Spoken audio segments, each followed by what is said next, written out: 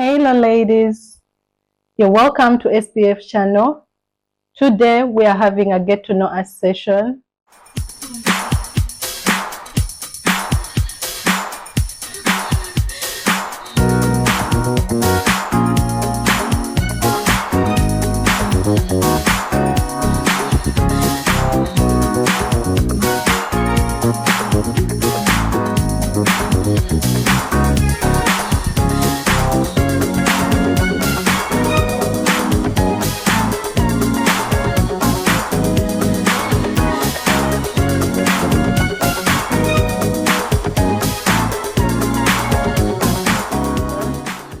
In case you have any questions that we have not answered in this segment or our session, you can join us, put the questions in the comment section and we shall have to answer them.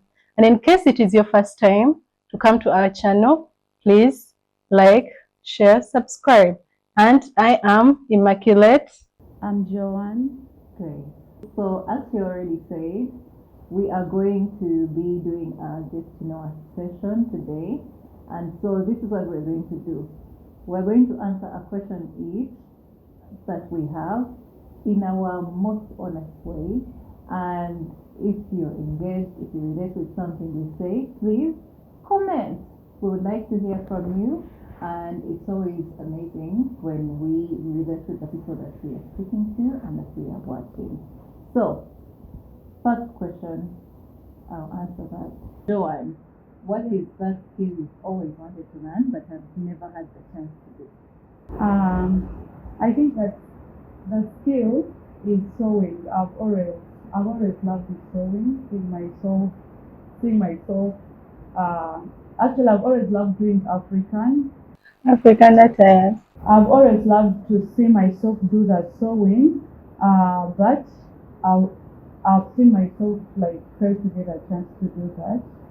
And what has always inspired me to do that sewing is because naturally I love African. I love African attires.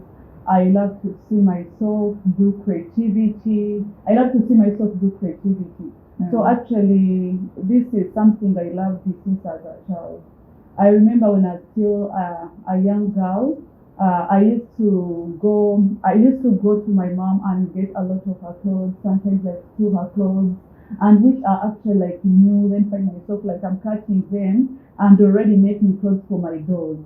Wow. Making perfect clothes for my dolls. So. I think this is something actually since my childhood I've loved to see myself do, but I've felt to see myself either get time to sit and learn perfect it sewing. Yeah. What would you say is the reason why you're not getting to it? I think the biggest reason I would give myself maybe I fail to find time. Every time I say maybe let me give myself in next 2 months to come, I would find actually I already have my professional tailors who do my chosen fashioning, clothing, my outfits. But they have always told me, can you find time, sit with us, teach you the whole process of sewing, but you find myself actually not taking time. So I don't know if I'm lazy, maybe laziness. Is this that you have the interest in designing, but you don't have an interest in sewing? I don't know. No, I really have that interest, but maybe less interest, but it's just the focus. Focus the time just doesn't come. It's just now that scheduling part of it, we are discussing now last episode. So because there is never time, always when we want to do things, we always give that excuse of time. Yeah. But most of the time it's about how to schedule your time. So you can be from this time to this time, I'll do this, from this time to this time. All my weekends, I should prioritize tailoring. And then the other things can come later. So it's about now scheduling for you to reach that goal that you want. Yeah. So guess what, Grace, you're going next. Yeah. Okay. Are you in a relationship? What is your take on relationships? Wow. No, I'm not in a relationship. I haven't been in many years. I would say like a secretary of the team. I wouldn't go as far as say I'm the president, but I'm very close, like up there, like I'm almost arriving. But what's my take on relationships? I think they're really amazing, but I don't think broke people should be in them. Yeah, that's my take. I feel like when I reach the financial situation that is a dream for me, I will be free to indulge in relationships. But I do not want to live in a struggle life. I can do it alone. There's no need to do it with someone else. I think other people will say, but that's not what relationships are about. They're about love and what love is beautiful. But when you're broke, there's nothing beautiful when you're broke. So yeah, for me, really, love and money go hand in hand. Love and emotional well-being go hand in hand. So I think when you feel that accomplished as a person, me as me, and I think even some of you have some trauma from childhood that you need to deal with. So I don't know why you've been in a relationship anyway. So me, once I've gotten my money right, and I've checked with a psychologist, you know, that we are mad. They told you over 8 million of us are mad. So once I check in and make sure that I'm good, then I'll go ahead. Yeah. We have a psychologist. And you know, yeah, I'll check in just to make sure, because you need to be a whole person in order to give fully. Yeah. And I'm not saying I'm halfway, but I'm saying that I know that I could be a much better person. So there's no need, especially since I am a Christian and a born again as that, there's no need for me to just be running around with people for no purpose. If I do end up getting into a relationship, it will be for a purpose, to get married, for companionship, but I will not do it because it's the done thing that everyone is doing it. Yeah. So conclusion, I'm not in a relationship. I don't see myself there in a year or two, but we shall arrive. Yeah. As a child, what did you want to be? As a child, growing up, I wanted to be a doctor. Oh my God, me too. So I really wanted to be a doctor until when it came to Form 4, completing my studies. Then there, I realized I really needed to be a lawyer in a way, but I was guided by my dad, who told me the mere fact that you're going to join this school, that is Immaculate Heart Girls, is in Nyachibari, Rukunjiri. So they do more of arts than sciences, though their sciences are also good, but the arts are so good. So he told me, now it's better for you to do arts, and the only course you can do is law. And I see the potential in you. I was like, why not? So from there, just Form 5, I decided I'm going to be a lawyer, and that is how it went. But before then, I really wanted to be a doctor. Even throughout my O-level, I was really aiming at being a doctor, and even in my former school, they'd given me a course like BCM, whereby I was going to be a doctor, but just that change whereby I wanted to change school. I just didn't want my former school. I decided I had to be a lawyer, and that is it. Yeah. But before I wanted. It's the best decision you ever took, or do you have like any regrets? I can say it is the best decision, because right now I feel like maybe that was being childish. Right now I realize I couldn't have been a doctor. I can't slaughter anything, a flock, not even a hen. So really, I think I wouldn't have been a doctor. Yeah. I wanted to be a doctor too, and a lawyer. Yeah, no, I wanted to be a doctor as like the first dream, but like if all things failed, I would be a lawyer. I am none. I am none. For being a doctor, it failed in the first term of senior 1. I used to doze in chemistry class. literally. And the teacher was very nice. He would come and tap me and wake me, but continuously. I dozed in chemistry class. So that one removed itself from the rota as early as possible. And I said, you know what, I'll be a lawyer. That dream also lasted that year of senior one. And after that, I guess I wanted to be a journalist ever since. I became her, and I didn't want to be her anymore. So, So you no longer want to be a journalist? What? well, now I'm in digital marketing. It's literally the same route, but it's not the same. I will not be running on those streets. Cannot happen. Yeah. Okay. So, and also, journalism has really been downwashed. I think you realize that as you grow, that the stories that you're being told are not the real stories. You have to, go with what the government says. You have to go with what. You have to be careful to choose your words. And as you're choosing your words, most of the time you end up whitewashing the truth. You find yourself continuously in gray areas. And if we are not telling people the truth, then why are we speaking? Yeah. So by the time I was done and I saw everything that was happening in the field, I said, you know what, I don't want to be a journalist anymore. Okay, I'm a journalist, but I don't want to be a practicing journalist. Okay, nice. Joan, what was your first impression of me? Why you dwell to ask this question?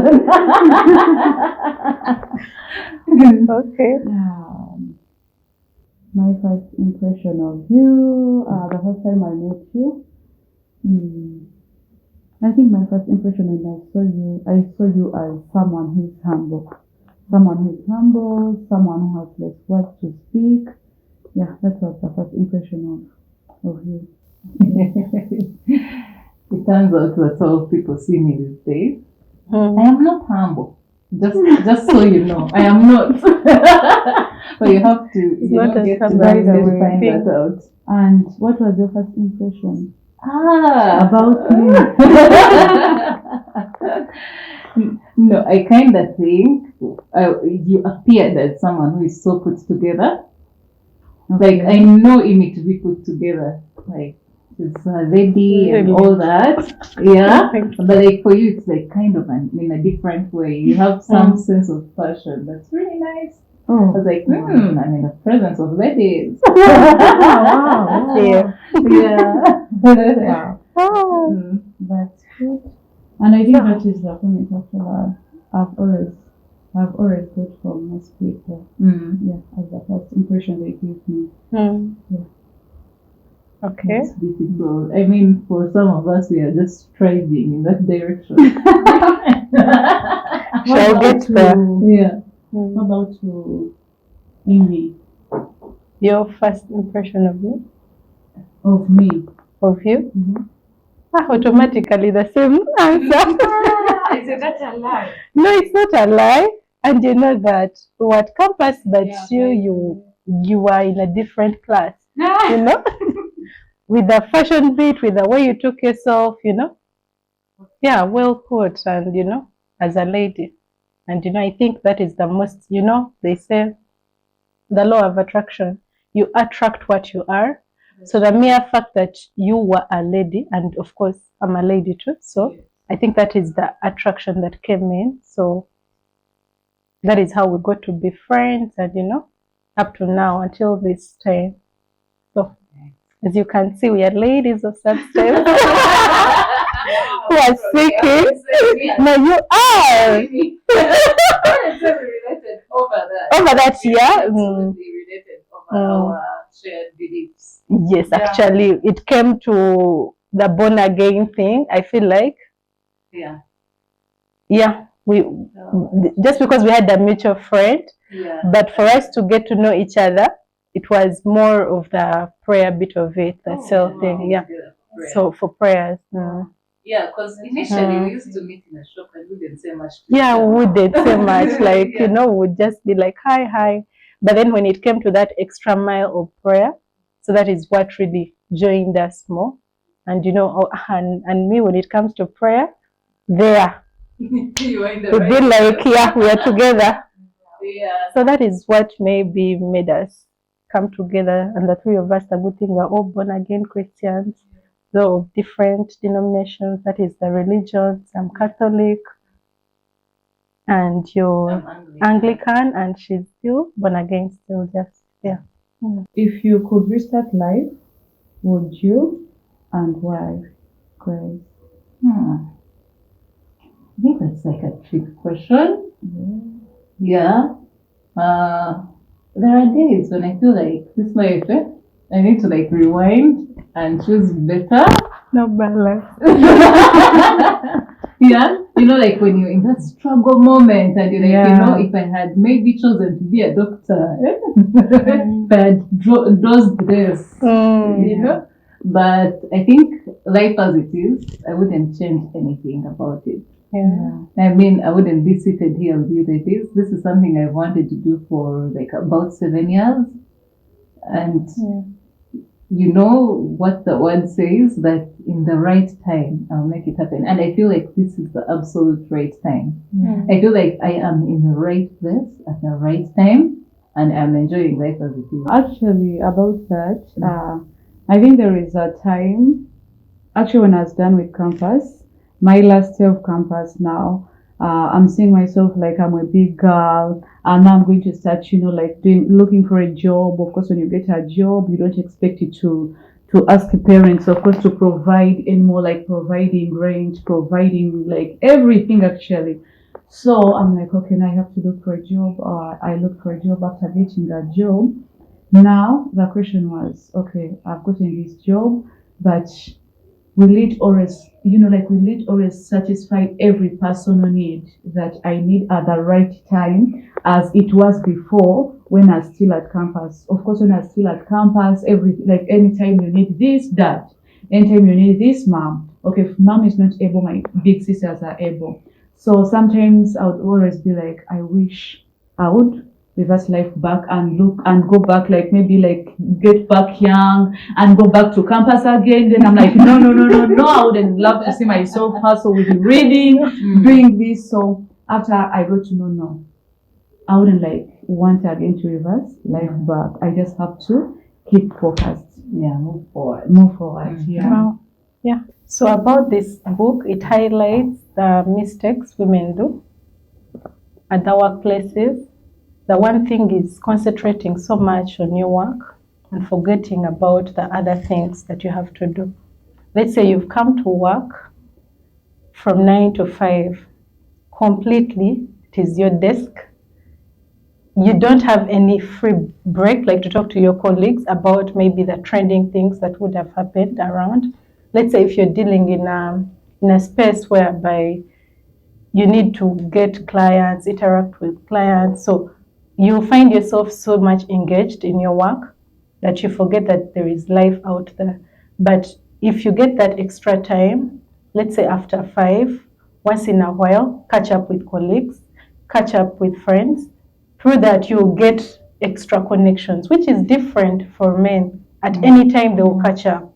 After work, they will catch up. So that is why there is a tendency for them to even move faster when it comes to work. If there is a gig or if there is something, because as people, we tend to relate to people that we communicate with frequently or the people that we talk to often. So if I'm not talking to you like for a month, you don't expect me to get like a contract or something and then call you. But just because maybe this man has been communicating to these other people, so it is easy for them to call onto each other. So that is the one mistake that I also realized that I can also implement. There is more to life than just only work. So just the connection, trying to call up on friends, trying to connect with your colleagues, that makes more sense than just concentrating on only the work. Yeah. So yeah, That's true. Wow. You're speaking to me. it has spoken to directly. You have spoken. Share the book. Why did I not read it? Yeah, I did Anyway, share. I'm absolutely going to read. Why? I think I need to relate more with people, especially my kind of work. Yeah. Because, you know, like where we're seated here, you could know a business person who wants, social media, help with our social media, or even a little bit of advice. Because I've met people who just want consultancy. They want to know, how do I connect my business number to my Instagram page? Yeah. And I do that. But if we don't speak, how would you know that I do that? That is it. Yeah. I think it also ties to putting ourselves and our businesses out there. Like no one will really come to you and say, hey, I know you do digital marketing. Do you also do this? Yeah. So it's better for you to kind of put it out there, put it on your status, put it on your Instagram, put it everywhere. Yeah, that really reminds me. There is also that mistake of, among the mistakes that she listed in that book, it was the mistake of us putting ourselves down. Not, how is it called? It is not like blowing your own trumpet, but counting your blessings. We need to put out what we do and the achievements that we have made. Okay. And our final question. Yeah. This one is for us and it's for you. So please patronize us in the comment section and tell us what you think. A rich man or a broke man? Discuss.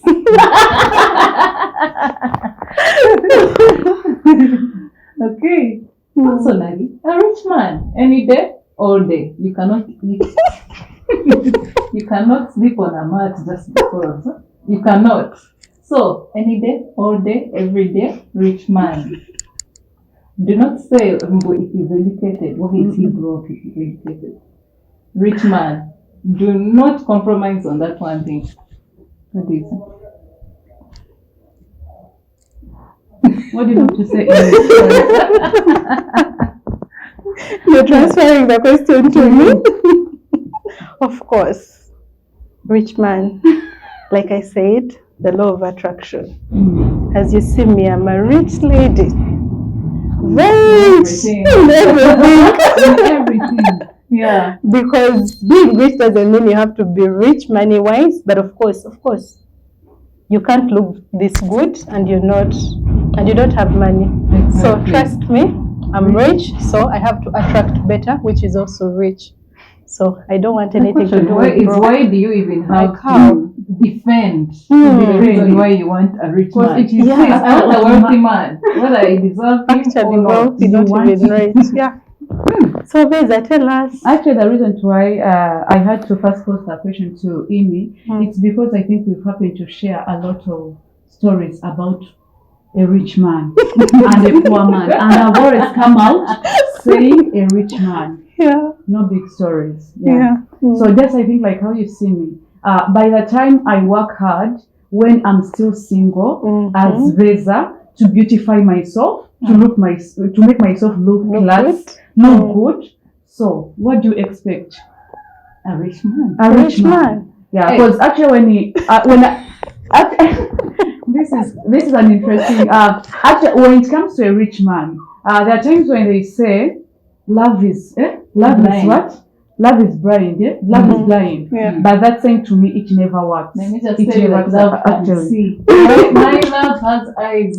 it has And there is bank this account. thing actually that they say, I need a man who is rich but educated. Actually, to me, even if you're not educated, but as long as you are rich, because most of the times actually because I as Veza, I'm a rich girl. I need good life.